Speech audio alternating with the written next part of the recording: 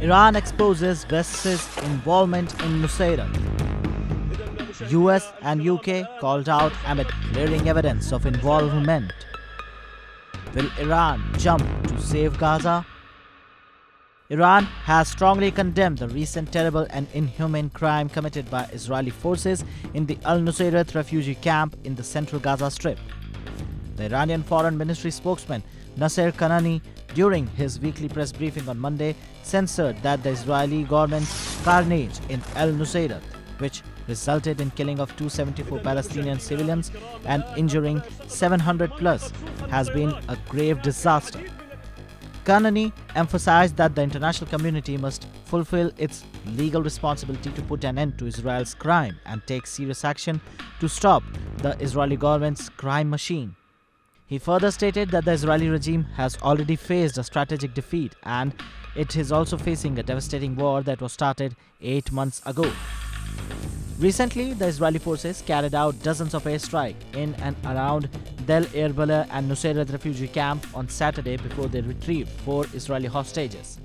Furthermore, the evidence is showing that American troops and American helicopters were used in this operation, showing the US's direct involvement in the whole operation.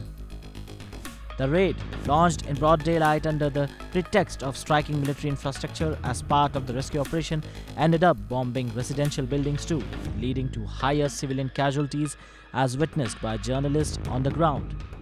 Responding to a question about the changes in Israel's war cabinet, Kanani, representing Iran, stated that the replacement of the number of murderers and criminals with other murderers and criminals will not change the nature of Israel's behavior. The Iranian spokesman also called the international community to fulfill the responsibility and put the war to an end rather than helping Israel. The ongoing war, which started on 7 of October last year, has resulted in approximately 37,000 casualties, with approximately 85,000 people being injured, mostly of them being women and children, according to the data from Palestinian Health Ministry. Additionally, more than 1.7 million Palestinians have been displaced. And so now Iran has issued a warning stating that the Western allies must fulfill their responsibilities rather than helping Israel. Iran further warned that any adventurous action by Israel in countries like Lebanon will trigger another response against Israeli aggression. He added that the resistance movement guarantees stability and security in Lebanon, and the Israeli must know that the resistance system in the region will not stand in the face of any adventurous action against Lebanon and its sovereignty.